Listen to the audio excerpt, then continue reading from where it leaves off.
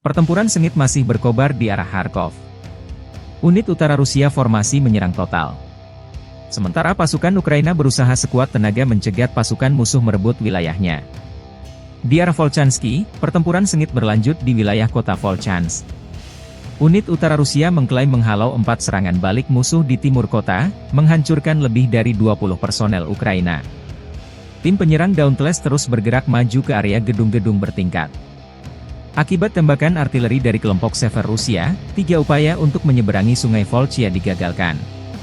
Hingga 15 personel Ukraina dinihilkan.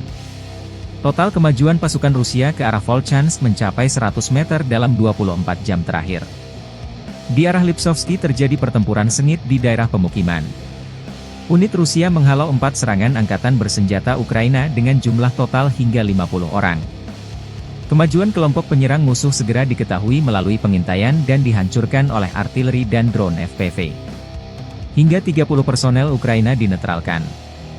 Jet tempur Rusia melakukan 2 serangan dengan menjatuhkan FAB-3000 dan ODAP-1500 di titik penempatan Brigade NGU ke-12 Ukraina di Lipsy dan menetralkan hingga 80 personel musuh.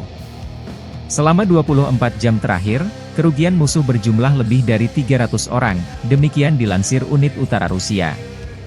Sejumlah peralatan tempur Ukraina dihancurkan di antaranya 2 howitzer M777, howitzer D-30, stasiun radar buatan Israel, 8 mortir 120 mm di area Glubokoye, Vesholoye, Malyi Prohody dan Lipsy.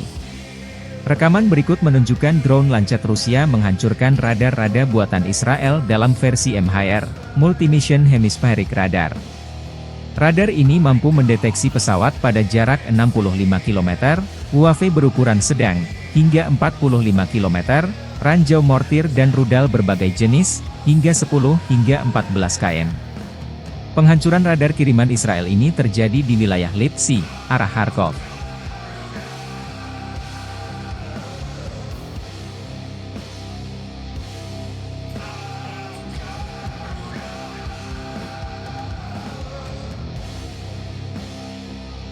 Download Tribun X sekarang, menghadirkan lokal menjadi Indonesia.